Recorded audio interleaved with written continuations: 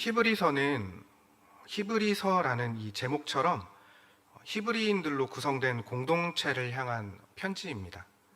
유대인들이 아니면 이해하기 어려운 제사나 또 선지자에 관한 내용이 많이 등장하기 때문에 히브리서는 유대교에서 기독교로 전향한 유대인들에게 쓰는 편지라고 그렇게 보면 될 것 같습니다. 초대교회는 늘 위험이 있었는데 당시 이스라엘을 지배하는 로마 제국은 기본적으로 다신 사상이 그리고 종교 정치적으로 아주 중요한 사상이었기 때문에 죽은 황제들부터 지금 살아서 다스리는 황제까지 신격화해서 다른 신을 섬기는 일 이전에 신을 섬기는 그 황제 숭배가 기본적으로 선행되어야 하는 그런 분위기였습니다. 초대교회는 이런 다신 사상과 또 황제 숭배 사상에 굴하지 않고 철저히 하나님과 그 아들 예수 그리스도만 섬겼기 때문에 황제를 섬기지 않아서 로마 제국으로부터 핍박을 받았고 또 예수님을 하나님의 아들 메시아로 고백했기 때문에 유대인들로부터 미움과 핍박을 받을 수밖에 없었습니다. 이것은 유대인들이 예수님을 하나님의 아들로 인정하기 않았기 때문에 또 그들은 동족들에게도 미움을 받았는데 예수님을 하나님의 아들로 믿는 그 유대인들 중에서 그 그리스도인들은 그 유대인들의 입장에서 보았을 때 배교자였고 또 유일한 하나님을 숭배하기를 거부하는 사람들이나 마찬가지인 사람이었습니다. 이렇게 유대인이면서 그리스도를 믿는 유대 기독교인들은 로마 사람들에게 그리고 또 동족에게까지 미움을 받고 또 핍박까지 받는 그런 어디에서나 환영받지 못하는 자들이었습니다. 그러기에 그들의 상황은 항상 위협 속에 있었고 또 위태롭고 불안할 수밖에 없는 그런 상태였습니다. 히브리서는 이런 위협과 공경에 처한 성도들을 위로하고 또 그들을 격려하기 위해서 쓰인 편지입니다. 히브리서는 성도들에게 지금 처한 위기나 고난을 극복하기 위하여서 어떤 명분을 더 강조해 주거나 그들의 의지력을 북돋아서 그들을 위로하고자 하는 방법으로 그들을 위로하는 것이 아니라 그들의 신앙과 믿음의 본질이 무엇인지 더 분명하게 확인시키고 가르치고 강조하면서 지금 그들이 겪고 있는 이 핍박받고 있는 현실의 문제를 어떻게 이해하고 생각하고 받아들여야 하는지를 가르치는 방법으로 답을 제시하고 있습니다. 너희들은 성도이고 성도는 그 고난을 믿음으로 잘 견뎌내야 한다. 성도로서 이 고난을 이겨내면 큰 상이 있다. 이런 방법의 위로가 아니라 너희가 믿는 하나님은 이런 분이다.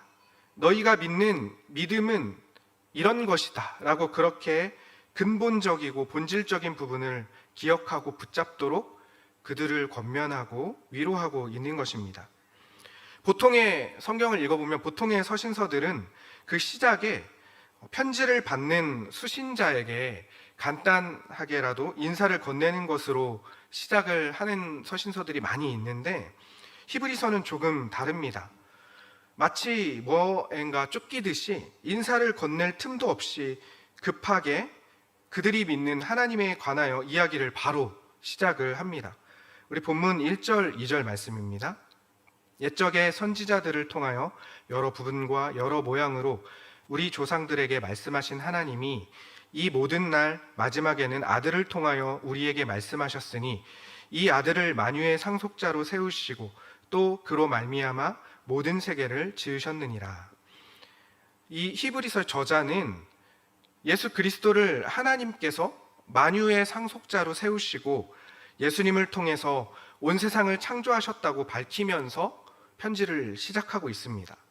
이처럼 히브리서는 처음부터 끝까지 성도들의 믿음의 대상, 그 당시 성도들이 믿고 있었던 예수님에 대하여서 예수님이 누구신지 말을 하고 있습니다.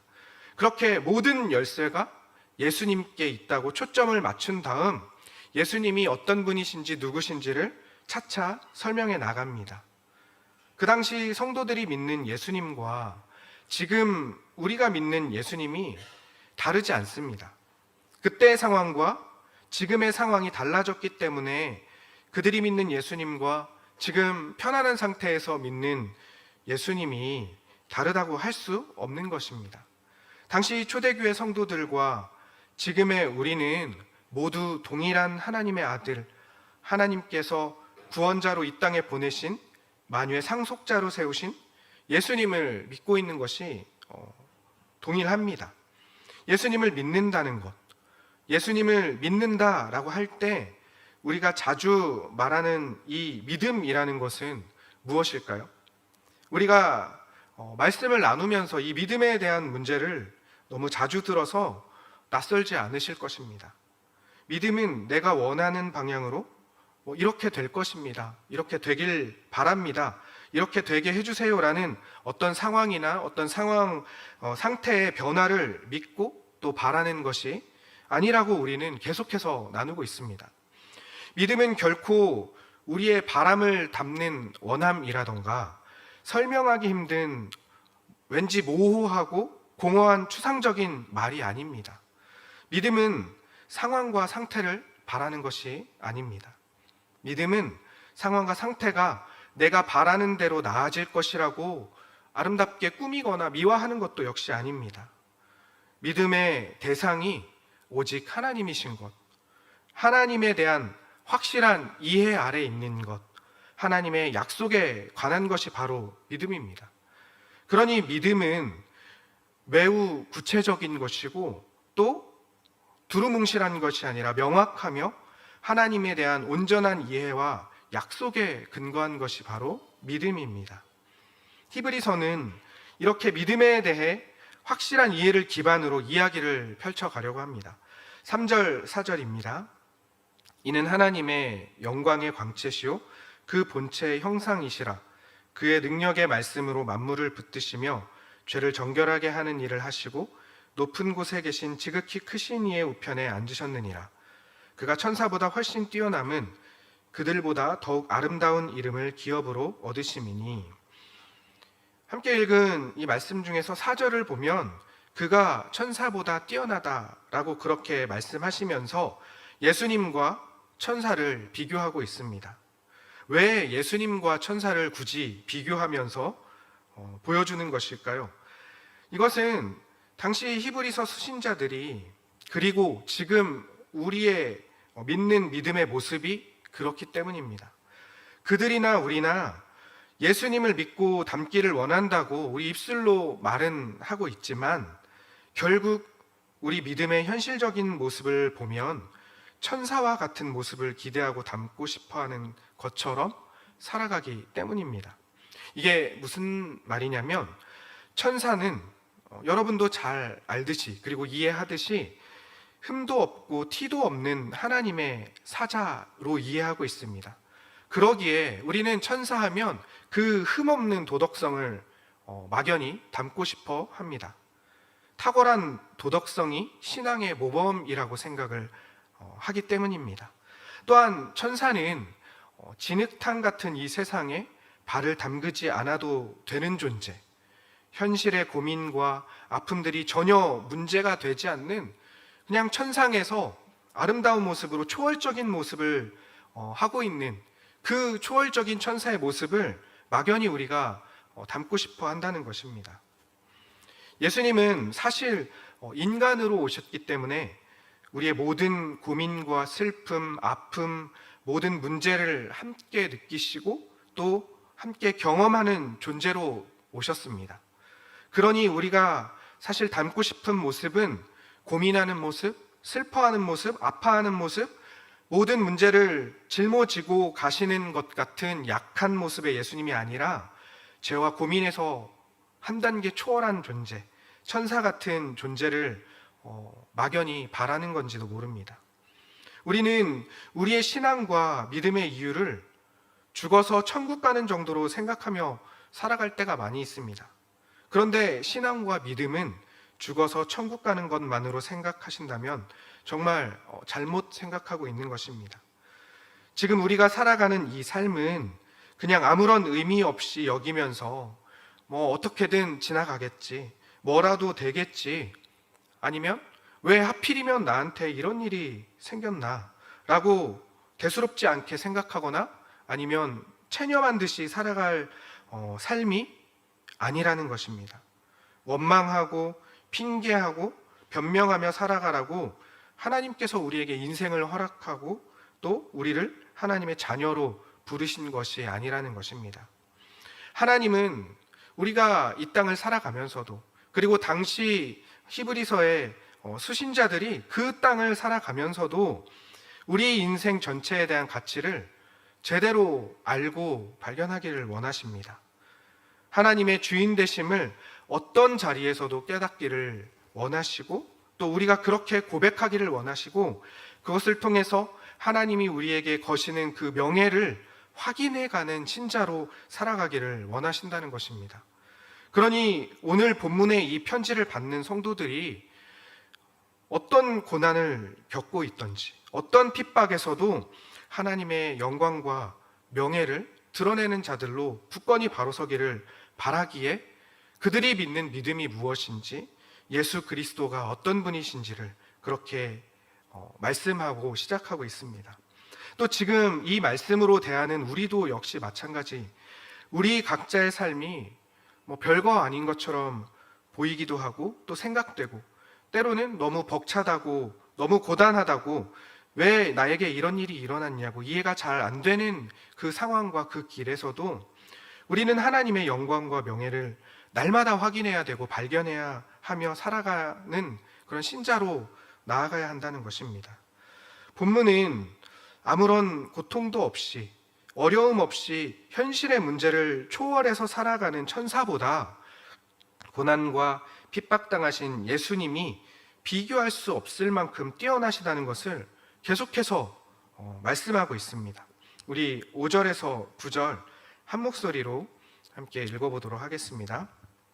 하나님께서 어느 때에 천사 중 누구에게 너는 내 아들이라, 오늘 내가 너를 낳았다 하셨으며, 또 다시 나는 그에게 아버지가 되고 그는 내게 아들이 되리라 하셨느냐. 또 그가 맏아들을 이끌어 세상에 다시 들어오게 하실 때 하나님의 모든 천사들은 그에게 경배할지어다 말씀하시며, 또 천사들에 관하여는 그는 그의 천사들을 바람으로 그의 사적자들을 불꽃으로 삼으셨느니라 하셨으되, 아들에 관하여서는 하나님이여 주의 보좌는 영영하며 주의 나라의 균은 공평한 균이니라. 주께서 의를 사랑하시고 불법을 미워하셨으니 그러므로 하나님 곧 주의 하나님이 즐거움의 기름을 주께 부어 주를 동료들보다 뛰어나게 하셨도다 하였고, 천사가 아무리 뛰어나 보이는 존재라고 할지라도 하나님께서는 그 천사들 중에 누구에게라도 너는 내 아들이다, 오늘 내가 너를 낳았다 라고 그렇게 말씀해 주셨다거나, 나는 너의 아버지가 되고 너는 내 아들이 될 것이다 라고 천사들에게는 이런 말씀을 하지 않으셨다는 것입니다. 예수님이 하나님의 아들이시며 우리 구원을 위하여서 사람으로 오신 것을 우리는 믿고 고백하는 자들입니다. 이것을 우리는 성육신이라고 하는데, 이 성육신은 상상할 수 없는 신비이고 은혜입니다. 하나님께서 아무리 천사들이 아름다워 보이고 뛰어난 존재라 할지라도 아들이신 예수 그리스도께 맡기신 그 하나님의 영광이 비교할 수 없을 정도라는 것을 계속해서 말씀 본문은 설명하고 있는 것입니다. 무한하신 창조주께서 유한하신 피조물로 오신 것만으로도 우리는 우리의 논리나 우리의 생각으로 전혀 이해할 수 없는 사건인데, 그렇게 하나님의 아들이 오셔서 인간의 한계를 그대로 겪으셨습니다. 모든 감정과 한계를 친히 경험하셨고, 모든 피조물인 인간에게 배신당하셨고, 수모와 책짓질, 죽음까지도 당하셨습니다.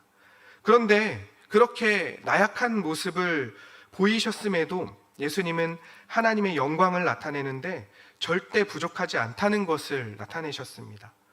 이것은 다시 바꿔서 생각해 보면 우리에게 너무나도 중요한 사건입니다.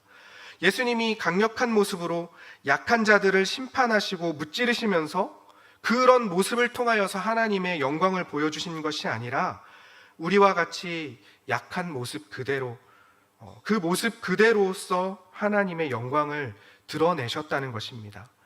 다시 말하면 우리에게도 마찬가지라는 것입니다. 우리는 하나님의 기쁨으로 지음받은 자들입니다. 하나님이 우리를 사랑하신다는 것입니다.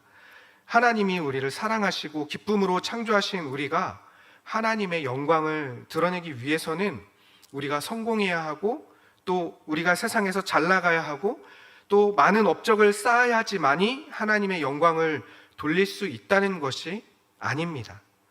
우리 인생 어느 자리에서도 하나님의 영광을 드러내기에는 결코 부족함이 없습니다.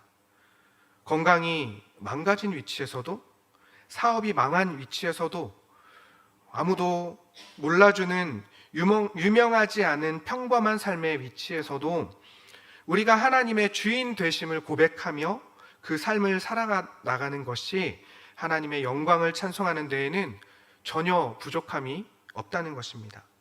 내가 하는 것이 아니라 하나님이 그렇게 하신다고 약속을 하신 것입니다. 예수님이 먼저 약한 모습으로 하나님의 영광을 드러내셨습니다. 그리고 그것을 우리에게 보여주시고 먼저 증거가 되셨습니다. 능력이 없으셔서 예수님이 속수무책으로 당하신 것이 아니라 우리를 사랑하시고 하나님의 뜻과 계획에 순종하시기 위하여서 감수하신 것입니다. 그러나 결국 예수님이 감수하신 그 모든 것들로 인하여서, 약해 보였던 그 모든 것들로 인하여서 예수님은 하나님의 의지를 우리에게 보여주셨습니다.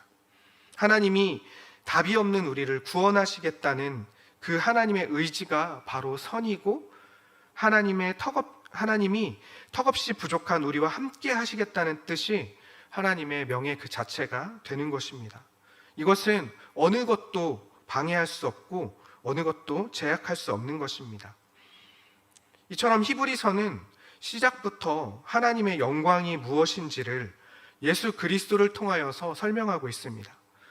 고난 중에서 우리가 믿는 하나님이 그 아들 예수 그리스도가 어떤 분이신지를 분명하게 선포하고 있고, 또 그 고난과 고통을 명예롭게 걸어가기를 격려하고 있는 것입니다. 사랑하는 성도 여러분, 우리는 날마다 믿음에 대하여서 고민하는 사람들입니다. 고민해야 하는 사람들입니다. 진짜 믿음이 무엇인지, 그리고 우리가 믿음을 고백하는 그 믿음의 대상이 누구신지, 그 믿음은 우리를 어디로 이끌어갈지, 이런 모든 것들을 고민하지 않고 믿는다면 그처럼 막연한 것이 없고 잡히지 않는 뜬구름을 잡는 것과 같은 허무한 일인 것입니다. 그래서 우리는 믿음이 무엇인지를 더 많이 생각하고 더 많이 고민해야 하는 자들입니다. 우리의 믿음은 우리를 더 나은 삶의 모습이 될 거라고 그렇게 믿어버리는 그런 간단한 말이 아니라 우리가 더 명예롭게 되어가는 길입니다. 믿음으로 인하여서 영광으로 나아간다는 것입니다. 하나님께서 우리에게 거신 그 명예를 지켜내는 일이 우리가 믿음으로 살아가는 일입니다. 믿음으로 사는 것은 죄를 안 지으면서 살아가려는 것을 넘어서는 것, 도덕적으로 살아가는 것을 넘어서는 것입니다. 믿음으로 사는 것은 하나님의 영광으로 가는 것입니다. 옳고 그름의 그 도덕적 문제가 아니라 하나님의 영광과 관련된 문제이기 때문에 우리에게 너무나도 중요하고, 또 우리가 우리의 모든 것을 걸어서 지켜내야 하는 것입니다. 아들인 예수를 피조물과 같이 이 땅에 보내셔서 하나님의 뜻을 이루시고 그를 영광으로 받으신 것처럼 우리도 세상에 우리 각자의 자리로 보내셔서 수많은 그 존재들 사이에서 다른 존재로 받으시겠다고 그렇게 말씀을 하십니다. 우리는 각자의 삶에서 하나님이 만물을 다스리시는 왕이시고 우리의 주인 되심을 찬양하는 명예로운 존재로 부르셨음을 기억하기를 간절히 소망합니다. 하나님의 영광으로 나아가는 길은 우리의 상황이나 우리의 이룬 것이 될 수 없습니다. 예수님이 우리에게 이미 보여주신 것처럼 우리의 어떤 자리, 어떤 상황에서도 하나님의 영광이 드러나기에는 부족하지 않음을 고백하는 것입니다. 우리의 모든 작은 일에서부터 이렇게 고백해 가시기를 소망합니다. 그래서 우리 삶의 걸음이 조금씩 하나님의 영광으로 나아가는 그런 성도의 삶이기를 간절히 바랍니다. 하나님이 우리에게 영광과 기쁨을 기대하신다는 것을, 그것조차 우리 힘으로가 아닌 하나님의 의지로 이끌어 가실 그런 신실하신 분이심을, 그 신실함으로 인하여서 우리는 더 명예로운 존재임을 매 순간 고백하시는 우리가 되기를 간절히 소망합니다. 우리 함께 찬양하며 기도하겠습니다. 나 주님의 기쁨 되기 원하네. 함께 찬양하겠습니다.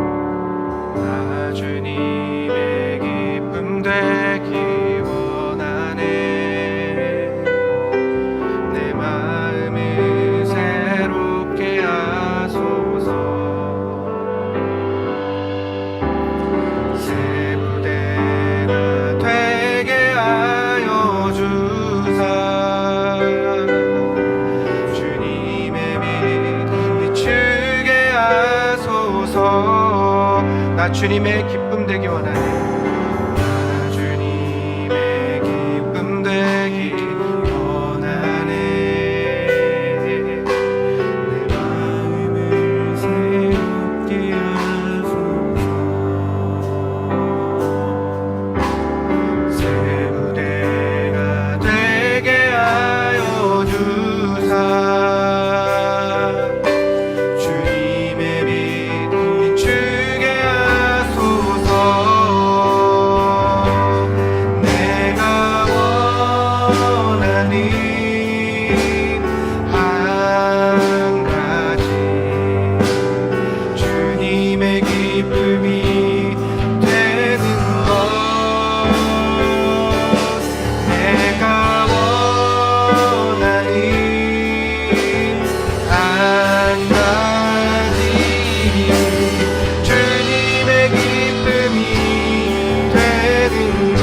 내가 원하는 한 가지, 내가 원하는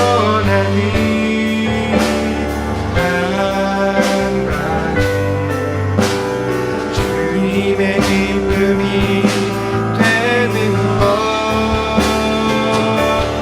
내가 원하는 한 가지, 주님의 기쁨이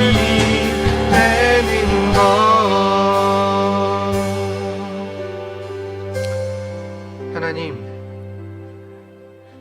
우리를 하나님의 영광을 찬양하는 자들로, 하나님의 기쁨으로 창조하셨고 우리 삶을 통해 영광 받으시기 원하심을 감사함으로 고백합니다.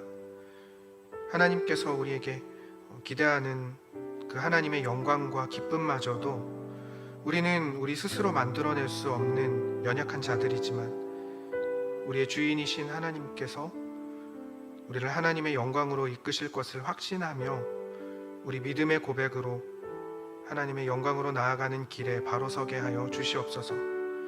우리의 매일이 하나님께서 함께 하심을 삶으로 느끼게 하시고 날마다 새로운 힘으로 주님께 나아가기를 간절히 소망하며 예수님의 이름으로 기도드립니다. 아멘. 하늘에 계신 우리 아버지여, 이름이 거룩히 여김을 받으시오며 나라의 임하옵시며 뜻이 하늘에서 이루어진 것 같이 땅에서도 이루어지이다. 오늘날 우리에게 일용할 양식을 주옵시고 우리가 우리 죄를 사하여 준 것 같이 우리 죄를 사하여 주옵시고 다만 악에서 구하옵소서. 대개 나라와 권세와 영광이 아버지께 영원히 있사옵나이다. 아멘.